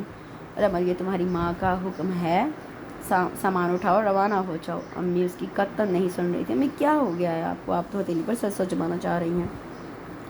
اس سے احتجاج کیا، جو چاہو سو سمجھو، اب میں دیکھوں گی کہ میری اولاد فرما بردار ہے یا نافرما، اور جو نتیجہ نکلا اسے اپنی تربیت کا نتیجہ سمجھ کر قبول کر لوں گی۔ ان کی آواز بھر آ گئی تو رمل تڑپ اٹھی۔ پلیز امی، میں آپ کو تکلیف دینے کا سوچ بھی نہیں سکتی۔ ٹھیک ہے، آپ جو کہیں گی، جیسا کہیں گی میں ویسا کروں گی، مگر خدا را مجھ سے ناراض مت ہو، میری بچی جیتی رہو، اللہ تمہیں ڈھیروں خوشیاں عطا کرے، بس اب جلدی سے پیکنگ کر لو۔ اس نے کہا تو رمل ان کے جذباتی پن پر ہنس پڑی۔ ابھی تو ایسے ناراض تھی کہ میرا دم نکلنے جا رہا تھا، اور اب ایسے دعائیں دے رہی ہیں کہ لگ ہی نہیں رہا کہ خفا تھی۔ اور میری پیاری اور بھولی امی جان، یہ سب اتنا آسان تو نہیں، میں جاب کرتی ہوں، اور ہاں میں جاب کرتی ہوں اور وہاں بھی طریقے سے انفارم کرنا ہوگا، مجھے تھوڑی سی مہلت اور دیں، میں آپ کے قدموں میں ہوں گی۔ ماں ہونا بیٹا، ماں کا یہ غصہ یوں ہی وقتی ہوتا ہے۔ ٹھیک ہے، بس یاد رکھنا جتنی جلدی ممکن ہو آ جانا، تمہاری اماں تمہارا انتظار کریں بیٹا، تاکہ تمہیں محفوظ ہاتھوں میں سونپ کر میرا دل بھی چین سے رہ سکے۔ امی کا لہجہ محبت سے چور تھا۔ رمل کی آنکھیں نم ہونے لگی تو اس نے ماں سے اجازت چاہیے اور خدا حافظ کہہ کے فون بند کر دیا۔ رمل کے اصرار پر تحریم بہت اہتمام سے تیار ہوئی۔ فیروزی اور شاکنگ پنک ریشم کے دھاگے کی کڑھائی والا جارجٹ کا سوٹ پہن کر لائٹ سا میک اپ کیا اور بالوں کو آئرن کر کے پشت پر پھیلا دیا۔ پرل کی نازک سی جولری پہنی، پرفیوم کا اسپرے کر کے لاؤنج میں چلے گئی جہاں عشر رمل سے باتوں میں مصروف تھا۔ اتنے عرصے بعد اپنے لیے سجی سوری تحریم کو دیکھ کر ایسا حیران اور اس کے روپ میں ایسا مبہوت ہوا کہ بنا پلکیں جھپکائے اسے دیکھتا ہی چلا گیا، اور وہ خود پر عشر کی بارافتہ نگاہیں پڑتے دیکھ کر حیا سے سرخ ٹماٹر ہو گئی۔ رمل نے تحریم کو یوں جھینکتا دیکھا تو کھنکھار کر اس کا ارتکاز توڑا تو وہ اس بری طرح چونکا کہ رمل اور تحریم دونوں کی ہنسی نکل گئی اور وہ خجل سا ہو کر سر کھجانے لگا۔ آخرکار رمل کو دونوں کی حالت پر رحم آ گیا تو وہ اٹھتے ہوئے بولی، چلو میں ذرا کچن دیکھ لوں، تم لوگ باتیں کرو، آپ ہی میں بھی آپ کی مدد کروا دیتی ہوں۔ رمل نے فرار چاہا۔ ہرگز نہیں، تم آج مہمان ہو، آرام سے بیٹھ جاؤ۔ رمل نے اسے گھورا تو وہ چاروں ناچار عشر کے سامنے والے صوفے پر بیٹھ گئی، لیکن نظریں فرش پہ گاڑ دی۔ رمل کچن کی جانب گئی تو چند لمحے خاموش رہنے کے بعد عشر نے اسے مخاطب کیا، سنو جی۔ تحریم نے نظریں اٹھا کر دھیمے سے کہا، اتنے اچھے موسم میں روٹنا نہیں اچھا، ہار جیت کی باتیں کل پہ اٹھا رکھیں، آؤ آج دوستی کر لیں۔ عشر نے یوں نظم پڑھی جیسے وہ باتیں کر رہا ہو۔ اس کے اس انداز پر نہ چاہتے ہوئے بھی تحریم کے ہونٹوں پر مسکراہٹ بکھر گئی۔ اسی اسنا میں عباد بھاگتا ہوا آ گیا، آنی اور انکل مما آپ دونوں کو کھانے کی ٹیبل پر بلا رہی ہیں۔ کھانا بہت ہی پرتکلف ماحول میں کھایا گیا۔ رمل نے سارا اور اس کے ہسبینڈ کو بھی کھانے پر انوائٹ کر لیا تھا تاکہ وہ بھی تحریم کو الوداع کہہ سکے۔ کھانے کے بعد چائے کا دور چلا، پھر اشر نے رخصت کی اجازت چاہی تو رمل تحریم کے گلے لگ کر رو پڑی۔ تحریم کی آنکھوں میں آنسو آ گیا۔ آپ ہی پلیز، آپ اپنا بہت خیال رکھیے گا، تم فکر نہ کرو تحریم، اب یہ مکمل طور پر ہماری ذمہ داری ہے۔ سارا نے شرارت سے ایک آنکھ دبا کر تو کہا تو رمل بلش کر گئی اور باقی سب کے حلق سے کہہ کے بلند ہو گئے۔ وہ لوگ کراچی پہنچے تو رات کے 8 بج چکے تھے۔ اشر نے گاڑی کا رخ گھر کی بجائے دوسرے راستے پر کر لیا تو تحریم چونکی ضرور مگر خاموش رہی۔ چائنا ٹاؤن پہنچ کر اشر نے سوپ کا آرڈر دیا۔ میں نے سوچا کہ سردی کافی ہو گئی ہے تو ذرا سوپ انجوائے کیا جائے، اشر نے کہا تو تحریم جواب میں پھیکی سی ہنسی ہنس دیا، پھر ادھر ادھر دیکھنے لگی۔ تب اشر نے بھی اپنے آپ کو ارد گرد کے ماحول میں گم کر لیا۔ جب روابط ختم ہو جائیں تو یوں ہی اجنبیت کی دیواریں کھڑی ہو جایا کرتی ہیں۔ سوپ ختم کر کے اشر نے مینیو کارڈ منگوایا تاکہ کھانا آرڈر کر سکے اور پھر چوائس کرنے کے لیے تحریم کی طرف بڑھایا تو تحریم نے کہا رہنے دے، فضول خرچی ہو جائے گی۔ وہ تو ہے، مگر اول تو یہ ہے کہ اتنی رات کو روبوٹ اور تھکے ہوئے جا کر کیا پکائیں گے اور کھائیں گے، دوسرا اتنے دنوں بعد تمہارے ساتھ وقت گزارنے کا موقع ملا ہے تو کچھ اسپیشل تو ہونا چاہیے نا۔ اشر نے اس کی آنکھوں میں جھانکتے ہوئے کہا تو اس نے چند لمحے حیرت سے اشر کو دیکھا، پھر آہستگی سے کارڈ تھام لیا۔ چکن چاؤمن اور فرائیڈ پرانز، اب آپ دیکھ لیجئے، تحریم نے کارڈ لوٹاتے ہوئے کہا تو اشر نے ویٹر کو آواز دی کہ تحریم کی پسندیدہ ڈشز کے ساتھ چکن شاشلک اور سنگاپورین رائس کا بھی آرڈر دے دیں۔ ہفتے کے بیچ کے دن تھے تو رش کم تھا، چند ہی منٹوں میں کھانا سرو ہو گیا۔ کھانے کے دوران اشر نے رمل کی شادی کی تیاریوں کا ٹاپک چھیڑ دیا تو حسب توقع تحریم بھی پرجوش ہو گئی اور دونوں کے درمیان چھایا جمود دم توڑ گیا۔ کھانے کے بعد واپسی پر اشر نے سگنل پر کھڑے لڑکے سے گجرے خرید کر تحریم کو پہنانا چاہے تو اس نے ہاتھ کھینچ لیے۔ اشر نے اچنبھے سے تحریم کو دیکھا تو وہ دھیمے سے مسکرا کر بولی، ٹھنڈے ٹھنڈے گجروں سے سردی لگے گی نا؟ نہیں لگے گی۔ اس نے اس کی شرارت سمجھتے ہوئے اس کا ہاتھ تھامے اور گجرے پہنا کر کلائیوں تک آتی سویٹر کی آستینوں پر چڑھا دیے، پھر دونوں ہی ایک دوسرے کو دیکھ کر مسکرا دیے۔ گھر پہنچ کر اشر نے تحریم کو فلیٹ کی چابیاں تھماتے ہوئے کہا، تم اوپر جاؤ، میں ذرا انڈے دودھ لے آؤں۔ تحریم سر ہلاتی ہوئی سیڑھیاں چڑھ گئی۔ گھر آ کر وہ بیڈ روم کی طرف آئی اور دروازہ کھول کر بند کمرے کی مہک دور کرنے کی غرض سے سردی کے باوجود پنکھا چلا دیا اور خود بیڈ پر آ کر کمر سیدھی کرنے کی غرض سے نیم دراز ہوئی تھی کہ بری طرح چونک کر اٹھ بیٹھی۔ سرخ گلاب کی کومل پتیوں نے اسے اور اس کے کمرے کو اپنی مہک سے بھگو دیا تھا۔ اسی اسنا میں ایک کارڈ بھی اٹھتا ہوا بیڈ پر آ گرا۔ اس نے تیزی سے لپک کر کارڈ اٹھا لیا۔ سرخ گلاب اور سفید لیلی کے حسین امتزاج سے سجا کارڈ ویلکم بیک کے پیغام سے سجا ہوا تھا۔ اس نے نم ہوتی پلکوں سے کارڈ کھولا۔ اشر کی خوبصورت ہینڈ رائٹنگ میں لکھا تھا، تمہیں جب کبھی ملے فرصت میرے دل سے بوجھ اتار دو، میں بہت دنوں سے اداس ہوں، مجھے کوئی شام ادھار دو، مجھے اپنے روپ کی دھوپ دو کہ چمک سکیں میرے خال و خد، مجھے اپنے رنگ میں رنگ دو، میرا سارا زنگ اتار دو۔ اشر نے بے شک درست شاعری میں اپنے دل کی ساری باتیں اس سے کہہ ڈالی تھی۔ لوگ موسیقی کو روح کی غذا کہتے ہیں جبکہ دراصل یہ شاعری ہی ہوتی ہے، کلام ہی ہوتا ہے جو لفظوں کی صورت میں دل کا حال بیان کر کے روح کو پرسکون کر دیتا ہے۔ وہ بے یقینی کی کیفیت میں کارڈ کو تکے جا رہی تھی کہ اشر آ گیا۔ تحریم اسے دیکھ کر کھڑی اور آہستہ آہستہ چلتی اس کے مقابل آ کھڑی ہوئی۔ یہ سب نہ چاہتے ہوئے بھی اس کی آواز بھرا گئی۔ اشر نے اس کا چہرہ دونوں ہتھیلیوں کے پیالے میں بھر لیا۔ یہ سب تمہارے اور صرف تمہارے لیے، کیونکہ تم میری جان ہو، میری زندگی ہو۔ تمہاری چند دن کی دوری نے مجھے یہ اچھی طرح برابر کروا دیا کہ میں تمہارے اور تمہاری محبت کے بغیر کچھ بھی نہیں۔ تم نہیں تو میرا گھر نہیں بلکہ زندگی کا جیسے کوئی مقصد نہیں۔ دیر میں صحیح مگر میں اس حقیقت سے پوری طرح آشنا ہو گیا ہوں تحریم کہ تم میری جان حیات ہو۔ وہ مخمور لہجے میں بول رہا تھا اور اس کی لو دیتی آنکھیں اس کے جذبات کی مکمل عکاسی کر رہی تھی۔ وہ نظریں چرانے لگی تو اشر نے اس کی چہرے پر اپنی گرفت ہلکے سے مضبوط کرتے ہوئے رخ اپنی طرف کر کے کہا، پلیز یہ لفظی نہیں، میرے دل کی آواز ہے، بس تھوڑی دیر ہو گئی، اس کے لیے معاف کر دو۔ اشر نے چہرہ چھوڑ کر اپنے کان پکڑ لیے تو وہ جھلملاتی پلکوں کے ساتھ ہنس پڑی۔ اتنا ترسایا، پہلے کیوں نہیں کہا یار، سمجھا کرو، آخر کو ایک مشرقی شوہر ہوں۔ اشر نے آنکھیں پٹپٹا کر کہا تو تحریم نے مکہ بنا کر اسے گھورا۔ جواباً اشر نے اپنی باہیں وا کر دی تو وہ فاؤل کہہ کر اس کی آغوش میں سما گئی۔ اور اسے جانا بھی کہاں تھا، یہی تو اس کی منزل تھی۔ آئی ایم سوری، اشر نے سرگوشی کی تو وہ بھی دھیمے سے بولی، می ٹو۔ پھر دونوں ہنس پڑے اور پردے کی اور سے جھانکتی چاندنی ان کی محبت کی گواہی بن کر کمرے میں ہی براجمان ہوگی۔ جذبے صادق ہو تو راستے یوں ہی بن جاتے ہیں۔ اس کے ساتھ اس خوبصورت سے ناول کا اختتام ہوتا ہے۔ کمنٹ سیکشن میں مجھے ضرور بتائیے گا کہ آپ کو یہ ناول کیسا لگا۔ کل انشاءاللہ ایک نئے ناول کے ساتھ حاضر ہوں گی۔ اپنا بہت سا خیال رکھیں، دعا میں یاد رکھیں۔ اللہ حافظ۔